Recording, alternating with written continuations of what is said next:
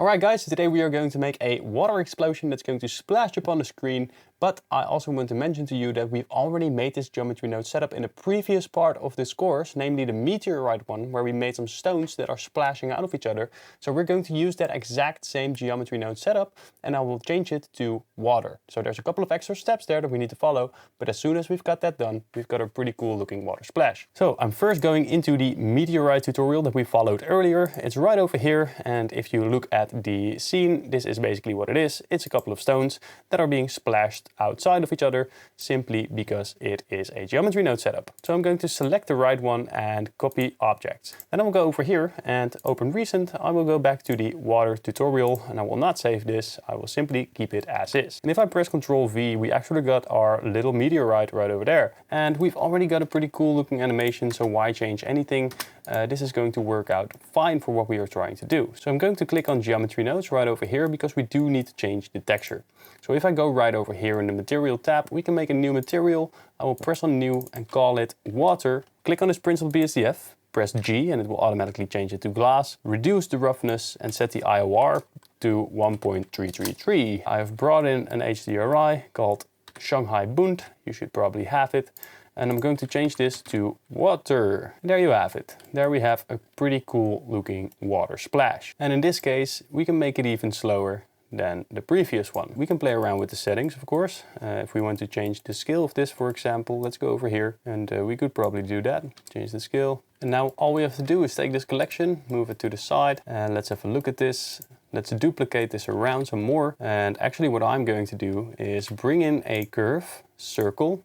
And right now we've got a circle. I'm going to select the camera and I'm going to the object constraints, go to the follow path and select the curve circle. Now I'm going to press on N, go to item, make sure that it's all on 0 so the camera is actually on the circle, which is now the case, but it is not tracked to anything yet. So I have to make a empty, bring in a sphere, and now we've got a sphere. I'm going to select the camera once again, go to the track 2 and select with the picker tool the empty that we've got right there. And now the camera should be looking at this empty at all time. So I'm going to press Z and bring it upwards just a little bit.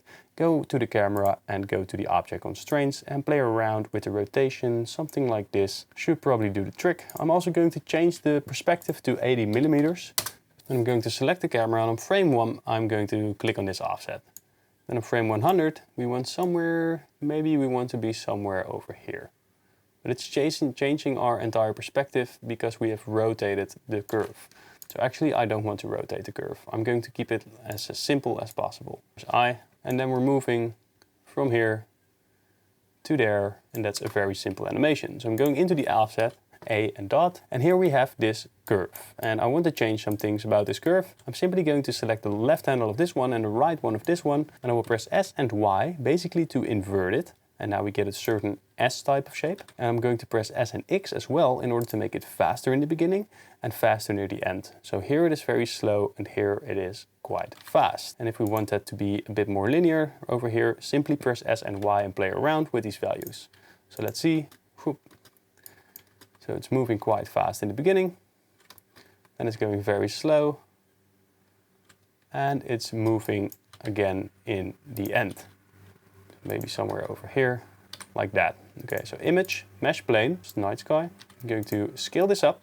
I'm going to bring this to the side. Let's rotate it around a bit and make sure that all we can see in the background are stars. So I'm going into the camera. Go to the camera, viewport display, passepartout, and now we can make sure that all that we're doing is correct. Of course, we get a little weird looking shadow over there. So let's go over here to the shader editor and let's select this. Then go over here and increase the metallic and increase the roughness and make sure that it's an emission as well. So color into the color and increase the strength. Why? So we can remove that shadow. And this is looking quite cool already. I will select this water and I will go to the object properties tab and go to delta transform, and all we got to do now is make sure that it is located at a different position than the original. And basically the rest is going to be the same. And I'm also going to add a lamp. So light, area light, let's go over here. Don't make it too big. RY90, RZ45, RZ180, RC90. All right, very cool. GZZ, let's bring it over there, increase the power of this. And now we should be able to get something pretty cool looking for this iPhone. Now, of course, we're not done yet. I'm going to select the camera, click on depth of field, go to the empty that we've got selected right over there, and decrease the power of this in order to make it seem a bit more cinematic and all. And the thing is, I find it to be quite far away. So what we can do is take the curve and maybe play around with it until we get something that actually looks good. But this is of course not the only water splash, and I also don't want it to be coming from that side. So let's open up our timeline, and it is moving from over there. We don't want that. I want it to be moving from over there. So press I, and now it is moving down, and then it is exploding. Then I'm going to simply duplicate this one, go over to the delta transform, and maybe this one can be a little bit smaller, and we can rotate it around on the Z axis to give it a different shape, and place it on a different part of the timeline. It doesn't have to be at the exact same timing as well.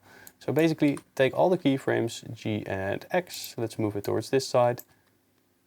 Now we can always play around with different HDRIs to see what looks best. Bring in a new empty as well. I'm going to select a single arrow. We'll go into the camera to the depth of field, and instead of our other empty, I'm going to select the single arrow. So now the single arrow is deciding where our depth of field is. And I would like to do something like that, where the background is bokeh, the foreground is bokeh, but the middle is a bit more clear and sharp. And you can also play around with the texture some more. So if you want this to be blue, go ahead and do that. I am definitely not going to do it.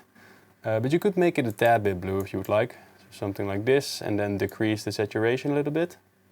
And now it's a bit more separated instead of being white all the way. And now the only thing I'm noticing is that perhaps we want the water to be on the screen and not on the back side. So what we can do is select our original empty from the iPhone, RX 180. Let's flip it over. Let's go into the texture for this, go to the screen LED, make sure it's connected to the color, and increase the strength so that we actually have the screen. And now we actually get the idea that it is more waterproof. So now I'm going to render this out. I'm going to see if this is good, and if it's not, I'm simply going to change some values in the geometry node settings, or maybe change around some keyframes in order to get it to the result that I would like. I recommend you do the same, and I will see you in the next video. I get the money and it's right on cue. Keep the duffel bag up inside my coupe. Hold a couple racks, tell them I love you. You wanna be a boss, do it like I do.